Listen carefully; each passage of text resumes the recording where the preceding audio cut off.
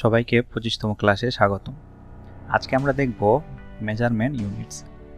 তো CSS style করার জন্য এটি একটি খুব ইম্পর্টেন্ট জিনিস, যেটি হচ্ছে মেজারমেন্ট ইউনিট। এর মাধ্যমে আমরা পরিমাণগুলো বুঝবো যে আমরা যখন কোনো একটা সিএসএস স্টাইল করব, তো সেখানে যদি আমরা কোনো ফন্ট সাইজ দিই সেক্ষেত্রে সাইজটা কেমন হবে, কী পর্যায়ের হবে। তো এটার জন্য মেজারমেন্ট ইউনিটের মাধ্যমে আমরা সেই সাইজগুলো লিখব। তো মেজারমেন্ট ইউনিটের মধ্যে যদি আমরা লক্ষ্য করি, অনেকগুলো মেজারমেন্ট ইউনিট আছে, যেমন এখানে percentage, CM, EM, EX, IN, MM, PC, PT, PX. তো গত ক্লাসে আমরা দেখছি যে ফন্ট সাইজ লেখার ক্ষেত্রে আমরা পিএক্স ইউজ করছিলাম, যেটা হচ্ছে পিক্সেল। তো আমরা যদি এটা ডিসক্রিপশন একটু বুঝি, যে পার্সেন্টেজটা যে আছে ইউনিটটা, এই পার্সেন্টেজের মাধ্যমে আমরা যখন একটি ওয়েবসাইটে বিভিন্ন সেকশন করব বা বিভিন্ন এরিয়া করব, সেক্ষেত্রে আমরা পার্সেন্টেজ বাই পার্সেন্টেজ আমরা সেগুলো পরিমাণ দিতে পারবো। এরপর যদি আমরা সিএম দেখি, যেটা সেন্টিমিটার বোঝায়, তো সেন্টিমিটারের মাধ্যমে আমরা এটিকে ডিফাইন করতে পারবো। এরপরে হচ্ছে ইএম বলতে একটা স্পেস বোঝানো হয়, একটা ফন্টের যতটুকু স্পেস এতটুকুই হচ্ছে একটি ইএম।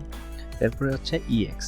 তো ইএক্স হচ্ছে আমাদের যে ছোট হাতের এক্স অক্ষরটি রয়েছে, সেই এক্স অক্ষরের যতটুকু হাইট সেই পরিমাণটাকে বলা হয় ইএক্স।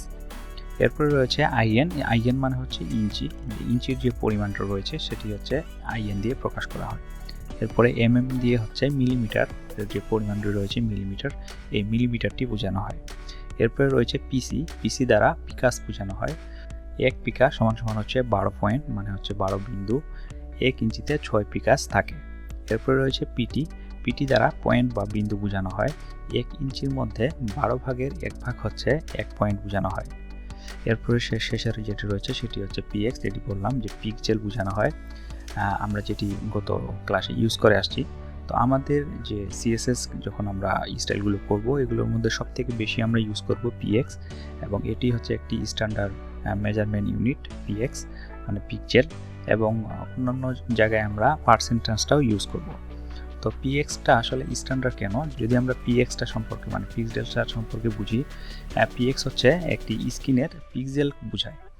যেমন আমরা যদি কম্পিউটার একটা স্ক্রিনে আমরা যদি ডিজাইন করতে যাই, সেক্ষেত্রে আমাদের কম্পিউটারের স্বাভাবিকভাবে 1080, 1920 যদি আমরা একটি স্ক্রিন নেই, তো ওই স্ক্রিনের মধ্যে আমরা পিএক্সগুলো খুব সুন্দরভাবে লিখতে পারবো যে 1080-র মধ্যে এত পিক্সেল আমরা ইউজ করব, হাইটটা বা এতটুকু ফন্ট ইউজ করব, এতটুকু একটা এরিয়া ইউজ করব। তো এই জন্য পিএক্সটা আমরা বেশি ইউজ করব, এবং এটি হচ্ছে একটি স্ট্যান্ডার্ড মেজারমেন্ট ইউনিট। তো আমরা যদি এটি এখন আমরা কোড এডিটরে দেখি একটু, তাহলে আর একটু ভালো বুঝতে পারবো যে আমরা পিএক্স বা পিক্সেলটা আসলে কিভাবে ইউজ করি। তো কোড এডিটরে চলে যাই।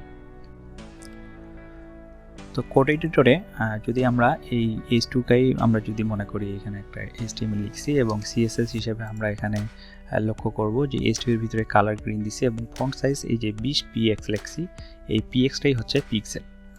তো আমরা যদি এটা আমাদের ব্রাউজারে দেখি, তাহলে দেখা যাচ্ছে যে এটি 20 px মানে 20 পিক্সেল আমাদের সাইজটা রয়েছে। তো এটি সাইজটা যদি আমরা আরও এখান থেকে বড় করি, সাপোজ আমরা এখানে যদি দেই 100 পিক্সেল, তাহলে 100 px লিখতে হবে। 100 px লিখে আমরা যদি এটি রিফ্রেশ করি, সেভ করে, তাহলে এটি 100 পিক্সেল দেখা যাচ্ছে। তো এটি জুম করা আছে, যার কারণে এত বড় দেখাচ্ছে। আমরা যদি জুমটা আউট করে দেই, এই যে জুম আউট, তাহলে 100 পিক্সেল দেখাচ্ছে।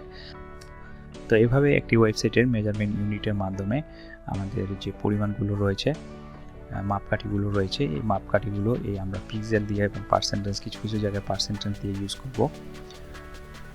তো আজকে এই পর্যন্ত, আগামী ক্লাস দেখার আমন্ত্রণ জানিয়ে এখানেই শেষ করছি। ধন্যবাদ।